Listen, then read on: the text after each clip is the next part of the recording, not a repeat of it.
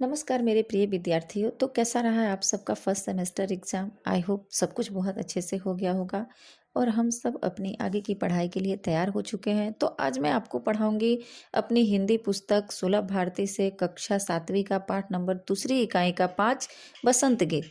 सबसे पहले हम लोग ध्यान देंगे कि ये बसंत ऋतु क्या है। बच्चों, बसंत ऋतु ऐसा ऋतु है जिसमें चारों तरफ हरियाली छा जाती है, पेड़ पौधों में नए नए फूल फल लगने लगते हैं और चारों तरफ पक्षी कलरव करने लगते हैं, गीत गाने लगते हैं, खुश होने लगते हैं। तो बसंत ऋतु जो है वह एक सुहावना मौसम का नाम दिया गया है और इसी का गीत गाते हुए कवि हमें बसंत ऋतु का वर्णन कर रहे हैं कि कहाँ पर क्या क्या किस तरह से चारों तरफ पंछी कलरव कर रहे हैं, पेड़ पौधे जो हैं वो खुश होकर के खिल रहे हैं। और इस पर हम ध्यान देंगे कि इसे कवि किस तरह से इसका वर्णन करते हुए हमें आगे समझाते हुए आगे बढ़े हैं। तो चलिए सबसे पहले हम इस कविता के कवि पर ध्यान देते हैं। इस कविता के कवि हैं चंद्र प्रकाश चंद्र जी। चंद्र प्रकाश चंद्र जी का जन्म 3 अक्टूबर 1957 में बुलंदशहर, जो कि उत्तर प्रदेश में है, वहाँ पर हुआ था। इनकी प्रमुख रचनाएं हैं ख्याल ऊपर और ऊपर, लघु कथा है ये।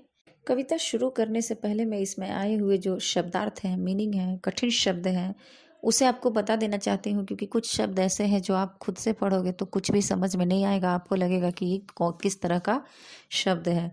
तो सबसे पहले हम जब शुरू करेंगे उससे पहले अगर इनके कठिन शब्दों पर ध्यान देंगे तो शायद हमें यह पढ़ने में आसान हो जाएगा और हम इसके अर्थ आसानी से समझ पाएंगे। तो यहाँ पर हम ध्यान देंगे कि जो बसंत ऋतु है, इसका मतलब बसंत मतलब कभी क्या कहना चाह रहे हैं कि बसंत ऋतु, बसंत गीत या बसंत मतलब होता है बसंत ऋतु यानी स्प्रिंग सीजन, ऐसा सीजन जो चारों तरफ हरियाली छाई हुई हो, जिसे आप इंग्लिश में स्प्रिंग सीजन कहते हो। दूसरा है कलोल। कलोल करना, कलोल मतलब होता है कूद फान करना, मतलब कलोल करना, खुश हो जाना, कूद फान करना, उछल कूद करना। कुसुम का मतलब होता है फूल। मंद मंद का मतलब होता है धीरे धीरे, स्लो। और मधुप, मधुप यानी होता है भौरा। मकरंद, मकरंद का मतलब होता है पराग यानी फूलों का रस, उसे हम मकरंद कहते हैं। सुगंध, ये आपको भी मालूम है, खुशबू। मयूर यानी मोर। कोयलिया मतलब कोयल। और बौर एक शब्द है, ध्यान से देखिए। बौर मतलब होता है आम की मंजरी। आपने देखा होगा आम का जो पेड़, जब आम लगने वाला होता है तो आम के पेड़ पर हल्का सा मैंगो फ्लावर उसको बोलते हैं, छोटा छोटा सा क्रीम कलर का फूल दिखता है, जिसे हम हिंदी में आम की मंजरी कहते हैं। बौर यानी आम की मंजरी। बसंत ऋतु का वर्णन करते हुए इसको गीत के रूप में कवि गा करके किस तरह से लोगों को इकट्ठा कर रहे हैं, बुला रहे हैं, ये मैं अब आपको कविता पढ़ते समय आगे व्याख्यान कर रही हूँ। ध्यान से सुनिए। कवि गीत गाते हुए कहते हैं कि, ध्यान से सुनिए। सजियायो रे ऋतु बसंत सजियायो, अजी गाओ रे ऋतु बसंत सजियायो। यहाँ पर कवि कह रहे हैं कि सज कर आ गया है, देखो आप सब लोग देखो, सज कर आ गया है कौन, ऋतु बसंत। और आओ हम सब मिल करके इस गीत को गाते हैं, खुशियाँ मनाते हैं, सबको बताते हैं कि ऋतु बसंत जो है वो सज संवर कर आ गया है।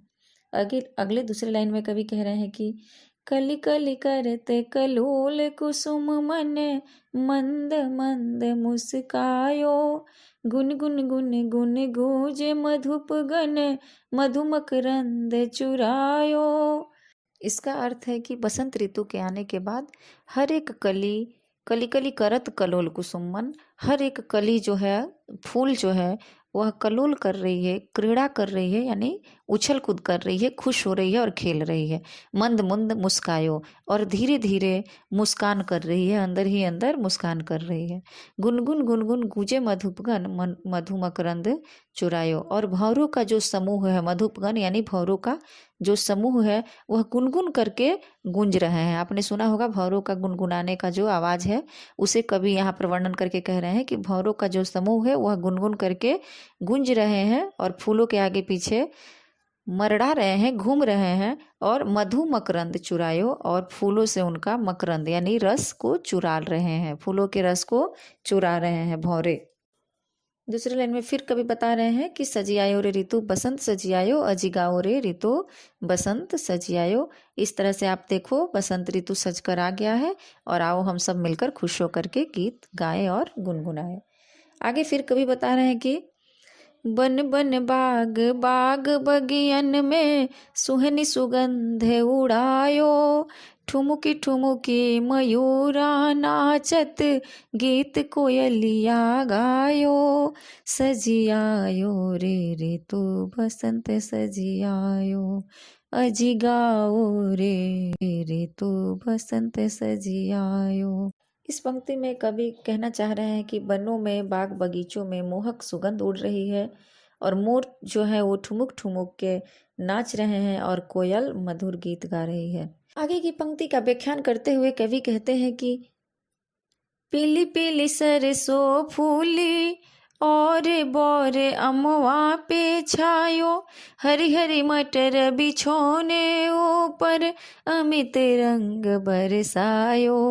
सजियायो रे ऋतु बसंत सजियायो, अजिगाओ रे ऋतु बसंत सजियायो। इसके अर्थ का वर्णन करते हुए कवि कहते हैं कि बसंत ऋतु में खेतों में हर तरफ सरसों के पीले पीले फूल दिखाई दे रहे हैं, आमों पर बौर आ गई है, मटर की फलियां जो है वो इतनी अधिक दिखाई दे रही है कि मानो कि किसी ने हरे रंग का बिछौना बिछा दिया हो और उस पर बूंद से रंग बिखरा दिया गया हो, बहुत सारे रंग बिखरा दिया गया हो। इस प्रकार हमारा यह कविता यहीं पर समाप्त होता है। मैं बहुत जल्द ही इसका प्रश्नोत्तर भी आपको बना कर दूंगी। आप लोग इसे अच्छी तरह से पढ़ कर के रखिए। धन्यवाद।